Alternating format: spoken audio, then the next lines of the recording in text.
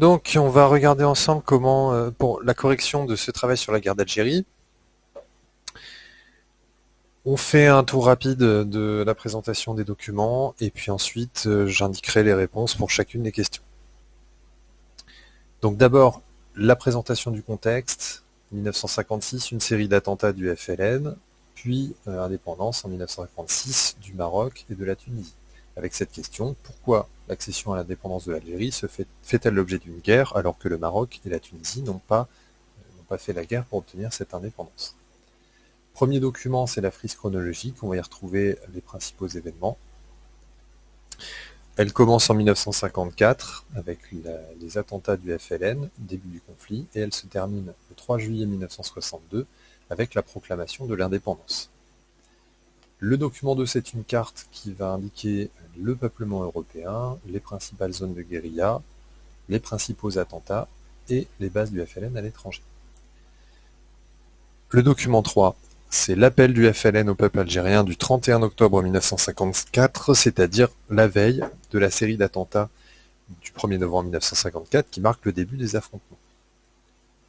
Le document 4, c'est un tableau qui compare la population européenne et la population des Français musulmans, donc les deux catégories de population qui vivent en Algérie.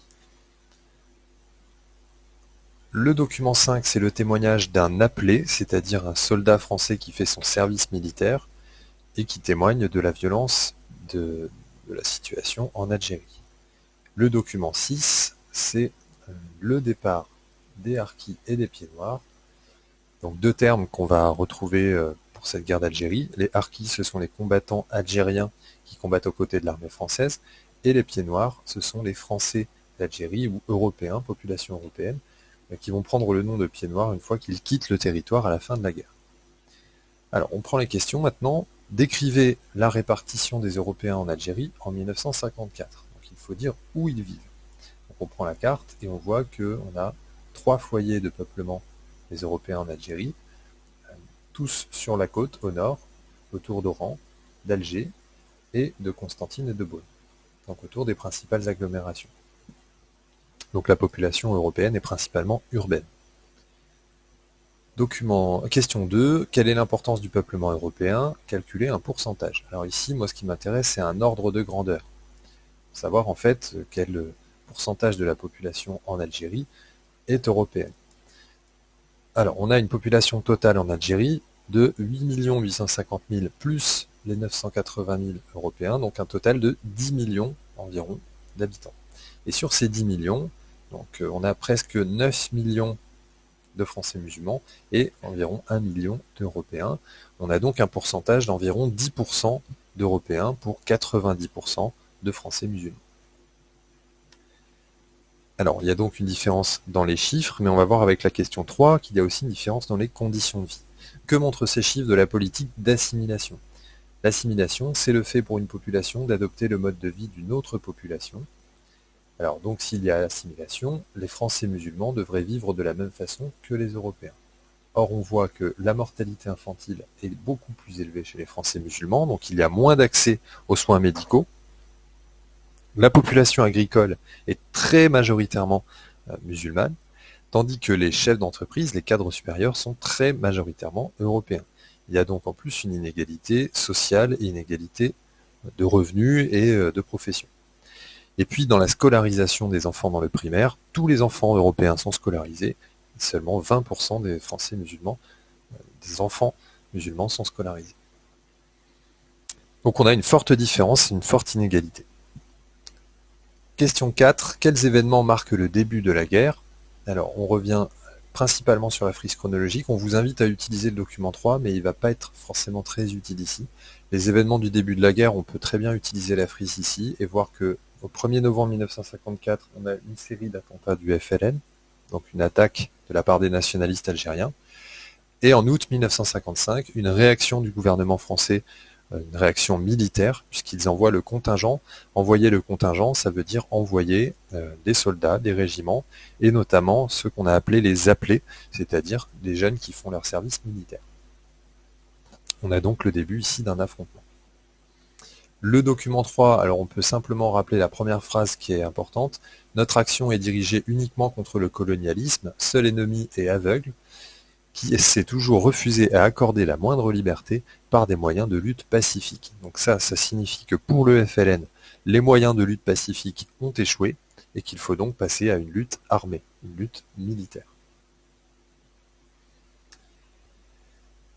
Question 5.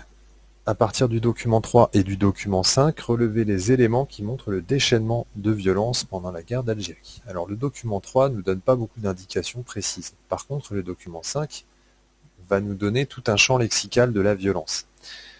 Alors, on a le témoignage d'un jeune Français qui fait son service militaire, qui n'est donc pas un soldat professionnel, et il nous parle de l'arrestation de suspects. Il nous dit qu'avec l'arrivée d'un spécialiste, donc c'est-à-dire un militaire professionnel, les choses vont évoluer et vont s'avérer de plus en plus violentes. Jusqu'ici, quelques coups de poing et 2 ou 3 gifles, des menaces, mais les méthodes, donc les méthodes du spécialiste, soulèvent la nausée et la protestation de ceux qui l'ont vu. Nous ne sommes pas des assassins. Donc on suppose que ce professionnel, ce spécialiste, assassine les suspects. Il les torture et il les tue. Et donc l'argument face à ça, c'est de dire que certes, il tue les prisonniers, mais ces prisonniers font partie d'un groupe, le FLN, qui tue aussi. Donc, par exemple, ils ont exécuté 3 amis de la France, il y a eu 2 morts dans la compagnie voisine, donc on justifie la violence par la violence. On est donc dans un engrenage de la violence. Et donc on a des images qui montrent la violence terrible des affrontements, notamment s'imaginer la gorge ouverte, etc. Ensuite, question 6, quelles sont les conséquences humaines des accords d'Évian? Alors, le document 6 nous montre le départ des Français d'Algérie, les pieds noirs, et des harkis. Donc on a dit tout à l'heure que les pieds noirs français d'Algérie quittent l'Algérie. Ils sont 800 000 à partir. Alors ils partent du fait des accords d'Évian qui sont signés entre le FLN et le gouvernement français. Les accords d'Évian indiquent que l'Algérie va être indépendante et que les Français d'Algérie doivent partir. Donc ils partent à partir de ce moment-là. Et ce départ se fait dans un contexte de violence extrême. 43 000 harkis, c'est-à-dire des combattants algériens, quittent aussi le territoire algérien à ce moment-là. Donc on a 843 000 personnes qui quittent l'Algérie, c'est presque 10% de la population. On arrive à la question 7, c'est la question de synthèse. Présenter les grandes étapes de la guerre d'Algérie en n'oubliant pas la question clé, pourquoi l'accession à l'indépendance de l'Algérie fait-elle l'objet d'une guerre? Donc ça, c'est quelque chose auquel il faudra penser. Alors, on vous propose de suivre 3 étapes. Expliquer l'origine du conflit. Alors, l'origine du conflit, on l'a évoqué à travers les documents 3 et 4. Le but, c'est l'indépendance nationale par les restaurations de l'État algérien souverain, démocratique et social, respect des libertés fondamentales sans distinction de race et de confession, donc un objectif politique, et puis qui s'appuie aussi sur un constat, c'est que les populations en Algérie vivent dans une situation d'inégalité entre les Français musulmans et les Européens. C'est ces 2 éléments qu'il faut apporter. Décrivez qui s'oppose à la France et comment la guerre s'installe. Alors on a là aussi 2 éléments. D'abord, présenter le FLN, avec notamment les